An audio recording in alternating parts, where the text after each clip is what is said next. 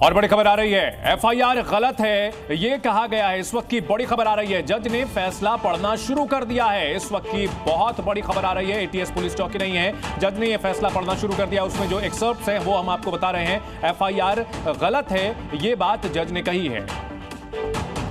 अंकुर हमारे साथ लगातार बने हुए हैं। अंकुर, आप जानकारी देते रहें, बताते रहें। आरडीएक्स मिला ये साबित नहीं हुआ। हेलो जी अंकुर, आप हमें सुन रहे हैं तो बोलते रहें, आप बताते रहें, इंफॉर्मेशन देते रहें। फोन खोल लो यार। नीतीश भी हमारे साथ बने हुए हैं। नीतीश, क्या इंफॉर्मेशन आ रही है आपके पास? जी बिल्कुल, चंदन, जज ने कहा है कि जो एफआईआर था वो गलत था और इसके साथ ही जो प्रसाद पुरोहित पर जिस तरह से आरोप लगाए गए थे कि उनके घर में बॉम्ब तैयार किया गया और आरडीएक्स तैयार किया गया है, इसके सबूत नहीं मिले हैं। ये बात जो है जजमेंट कॉपी जो जब से पढ़ना शुरू किया गया है उसमें एक बात जो है जस्टिस लाहौटी की तरफ से कहा गया है कि ये सबूत नहीं मिले हैं जिसमें प्रसाद पुरोहित के घर, क्योंकि उनके ऊपर आरोप था कि नीतीश, अंकुर भी हमारे साथ जुड़ चुके हैं। अंकुर, क्या इंफॉर्मेशन मिल रही है, आप बताएं।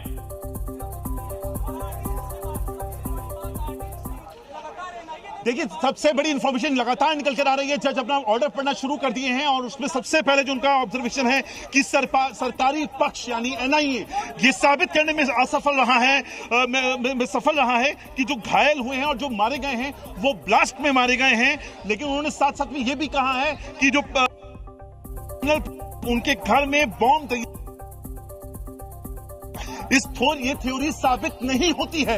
एक्यूज नंबर 2 कर्नल पुरोहित को लेकर ये चीज निकल कर आ रही है जिसमें उनके ऊपर आरोप था कि इनके घर में आरडीएक्स मिला, इन्होंने प्रोक्योर किया था जो आरडीएक्स था और जो विस्फोटक थे और वो हैंड ओवर किए थे। तो जो उनके घर से आरडीएक्स मिलने की जो थ्योरी थी वो पूरी तरह यहां से नकार दी गई है। कोर्ट ने साफ तौर पर कहा यह साबित नहीं हुआ है।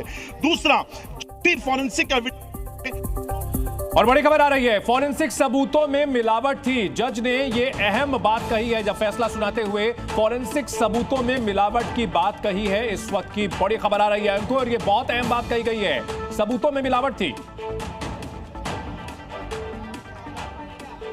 बिल्कुल बिल्कुल।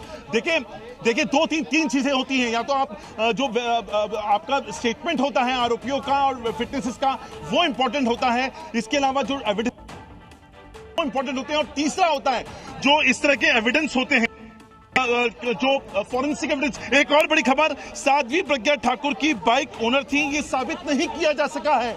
वो जो एलएमएल बाइक वहां मिली थी जिसके अंदर बॉम्ब प्लांट किया गया था, ये साबित नहीं होता है कि वो साध्वी प्रज्ञा की बाइक थी क्योंकि उसके अंदर चेसिस नंबर था ही नहीं। तो ये प्लांट कैसे हुआ कि वो जो बाइक थी वो साध्वी प्रज्ञा से थी। उस दौरान साध्वी प्रज्ञा सूरत में रहती थी, लेकिन ये बात साबित नहीं होती है कि उनका जो बाइक से सीधा कोई कनेक्शन है। तो ये बात अब लगातार 3 बातें हो गई हैं। जो फॉरेंसिक एविडेंसेस हैं वो कंटेमिनेटेड हो चुके हैं, वो मिलावट हो चुके हैं। दूसरा उन्होंने बताया, और बड़ी खबर आ रही है, बाइक प्रज्ञा ठाकुर की नहीं थी, ये बात जज ने कही है। इस बाइक को अहम सबूत बताया गया था और इसे प्रज्ञा ठाकुर से जोड़ा गया था, ये कहते हुए कि प्रज्ञा ठाकुर की बाइक का इस्तेमाल वहां पर आरडीएक्स प्लांट करने में उसी बाइक के जरिए किया गया था और इस पर बाइक प्रज्ञा ठाकुर की नहीं है। जज ने यह अहम बात कही है। अंकुर, आप बताते रहें और जानकारी देते रहें।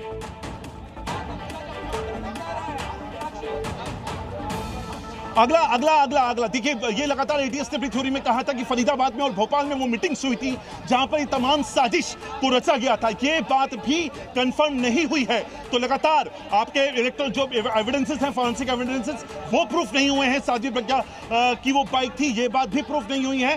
फरीदाबाद और भोपाल के अंदर मीटिंग्स हुई थी जहां पे साजिश रची गई, ये बात भी प्रूफ नहीं हुई है। लगातार एक के बाद एक जज अपना ऑर्डर सुना रहे हैं और यकीनन पर ये जी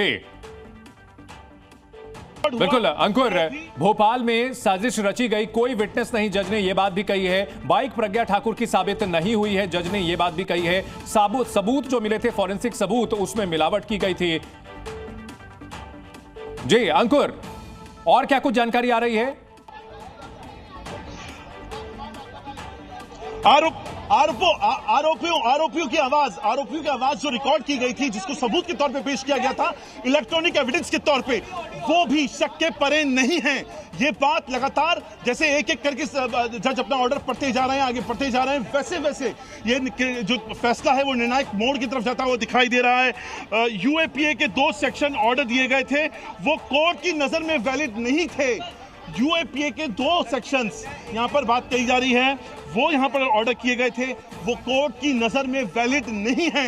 एक बड़ी बात यहां से, यानी कि जितने भी यूएपीए के एप्लीकेशन सेक्शंस हैं, सेक्शन 16, सेक्शन 18, वो यहां पर एप्लीकेबल ही नहीं होते हैं।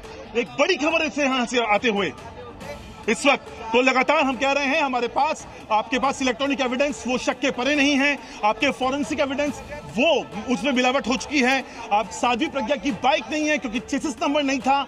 आवाज जो रिकॉर्ड की गई वो शक के परे है कि जो आवाज है वो कंफर्म नहीं हो रही है। और यूएपीए के सेक्शन 16, सेक्शन 18 दोनों को कोर्ट ने यहां पर एप्लीकेबल होने से मना कर दिया है। ये एक बड़ी खबर यहां से आते हुए चंदन, क्योंकि इस केस में लगातार हमने इससे पहले देखा था, साल 2016 तक इस केस के अंदर बकायदा जो मकोका की धाराएं लगी हुई थी। मकोका की धाराएं लगने का मतलब होता है कि अगर पुलिस के सामने कोई अपराधी अपना कन्फेशन लेता है तो वो कोर्ट में मान्य होता है। तो 2016 में बकायदा जब मकोका की धाराएं हटी, उसके बाद लगातार हमने देखा 40 से ज्यादा ऐसे विटनेसेस थे जो अपने बयान से पलट गए। वो इस केस में सबसे बड़ी गवाही देकर निकल कर आते हैं। और अब जो हम बात कर रहे हैं, electronic evidences, forensic evidences, UPA के सेक्शन 16, सेक्शन 18 कोई भी मान्य नहीं कोर्ट के अंदर। साध्वी प्रज्ञा की बाइक थी, ये बात भी साबित नहीं हो पाई है क्योंकि चेसिस नंबर ही कंफर्म नहीं हो। ये एक बड़ी खबर, ये सब एक मोड़ की तरफ जा, क्योंकि इस केस में हमने देखा था सिर्फ बात इंसाफ की नहीं थी, बल्कि एक और बड़ी खबर यहां से आते हुए, अजय रहरकर और कर्नल जो प्रसाद पुरोहित हैं, अभिनव भारत जो संस्था है उससे जुड़े हुए थे। इसको लेकर कुछ ट्रांजैक्शन हुए थे, ये बात कही गई थी, लेकिन ये साबित नहीं हुआ है। अब हमने इलेक्ट्रॉनिक एविडेंसेस, फॉरेंसिक एविडेंसेस, अब हम फिनेंशियल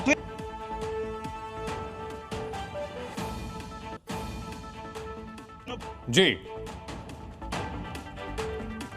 भोपाल में साजिश, कोई गवाह नहीं, यूएपीए के 2 सेक्शन वैलिड नहीं है, यह जज ने कहा है। और अहम बातें सामने आई हैं, फरीदाबाद में साजिश ये भी साबित नहीं हुई है, फाइनेंशियल ट्रांजैक्शन की बात जो है वो भी साबित नहीं हुआ है, आरडीएक्स पुरोहित के घर नहीं मिला था, यह भी साबित नहीं हुआ है। इसके अलावा यूएपीए के 2 सेक्शन वैलिड नहीं है। भोपाल में साजिश हुई, यह भी इसका दावा ये साबित नहीं हो पाया है, लेन देन धमाके के लिए हुआ यह साबित नहीं हो पाया है। अंकुर हमारे साथ लगातार बने हुए, हर अपडेट हमें दे रहे हैं। अंकुर, और क्या जानकारी आ रही है?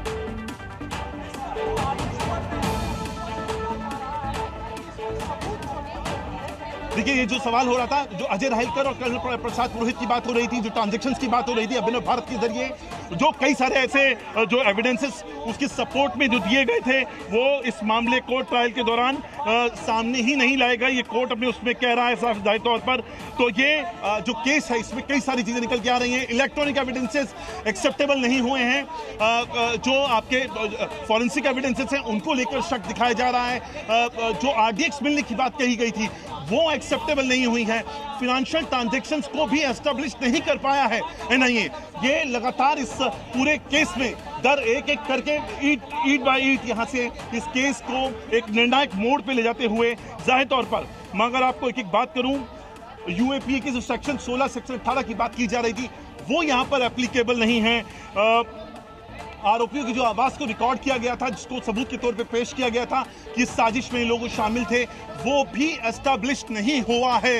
ये एक लगातार इस खबर, फरीदाबाद और भोपाल के अंदर बकायदा मीटिंग्स हुई थी ताकि इन जो कॉन्स्पिरेसी वहां रची जाए, ये भी बात निकल कर आई थी, ये बात भी कंफर्म नहीं हो पाई है। तो यहां से ये केस, जैसे जज अपना ऑर्डर सुनाते जा रहे हैं, वैसे वैसे केस अब एक तरफ धीरे धीरे आगे बढ़ता हुआ नजर आ रहा है। मेरे सहयोगी अश्विन पांडे इस वक्त कोर्ट रूम पे मौजूद हैं और वो हर पल की खबर हमसे साझा कर रहे हैं। और सीधे तौर पर जो केस है उसको लेकर, जैसे मैंने आपको बताया, साल 2016 बेहद इंपॉर्टेंट साल इस केस की नजर में, जब जो सेक्शंस थे मकोका के उनको हटाया गया। बाकायदा एनआईए ने लिखा था कि हैं जो एटीएस ने प्लांट किए थे उनको लिया गया था मारपीट करके, ये